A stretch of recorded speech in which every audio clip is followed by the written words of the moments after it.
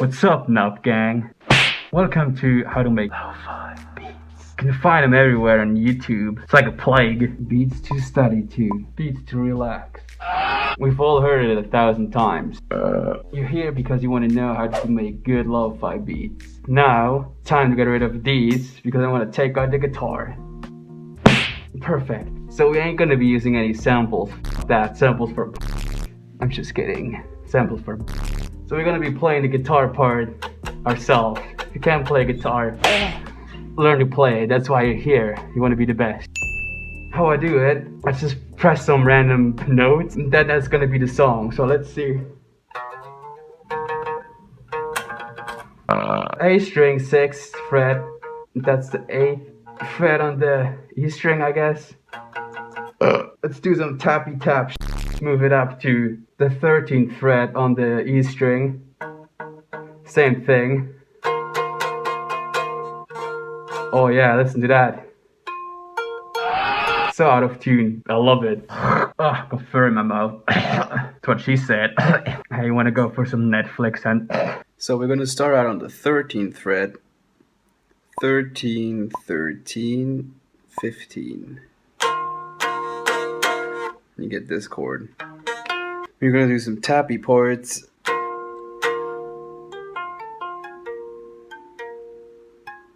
Just press whichever fret sounds good.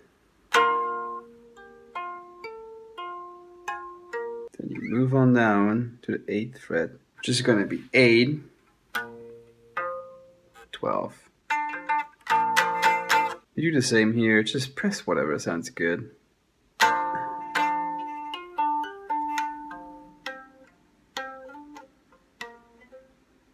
And then that's kind of like it. You record it and then it's gonna sound like that. No, this is the riff from before. And then I like to take the entire thing and cut it up with the slice tool. Then I take some random segments of it and I add them together to kind of try and create a different riff. It's kind of the same thing you do when you take a guitar from a sample and you try to cut it up and so it sounds different.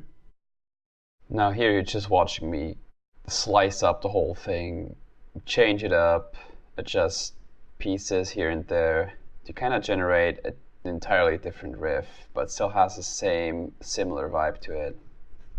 And you basically just do that until you have something you enjoy. Maybe later on you will still change it all up again. It's just trial and error. Now that we got that whole thing sorted out, that's what it's gonna sound like.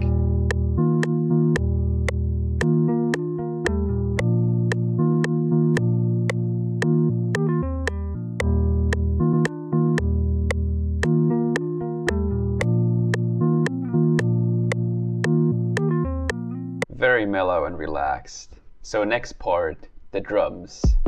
Kick, snare, hats, percussions, other weird stuff.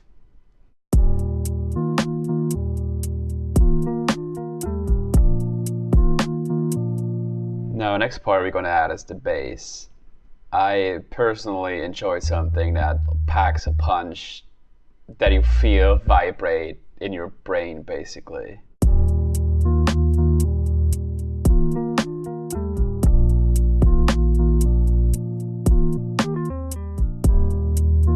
You try to match up the bass line with the same chords you used while playing the riff. That's kind of what it's gonna sound like. I like to match the bass line with the kick and have a little pause in between. Otherwise it's just one giant string of bass that keeps on pounding your ears. Now to spice it up and still be able to hear it, we go a little bit lower, like this.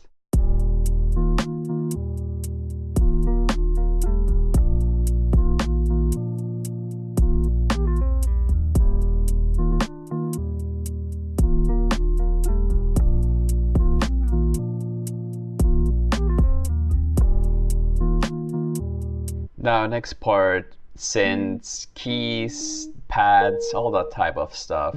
I like to use Rhodes, Wurlitzer, signs, things like that aren't too aggressive, kind of mellow, soft, warm sounding. And I like to create chord progressions and underlay it.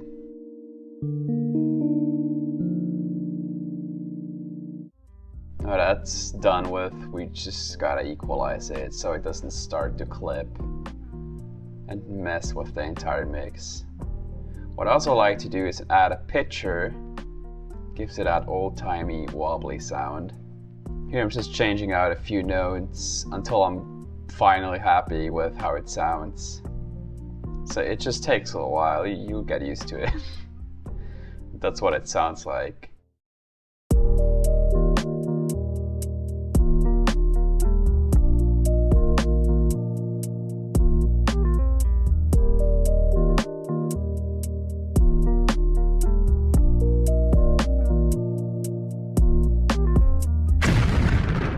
So that's how you make lo-fi beats, somewhat, if you don't want to sample it. You either get to sample or you get to play an instrument. It's your choice.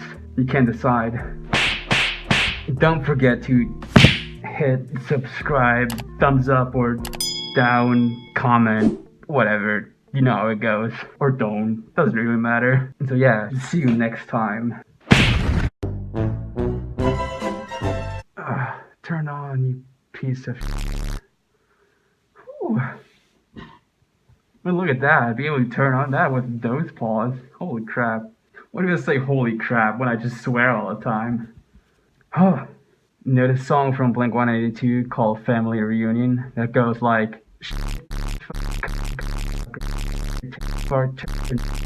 yeah, it's pretty good. Oh, here we go. Oh, it smells like McDonald's in here. So that's basically, no, not basically, I said I way too much. So that's it. That's how you make lo-fi beats.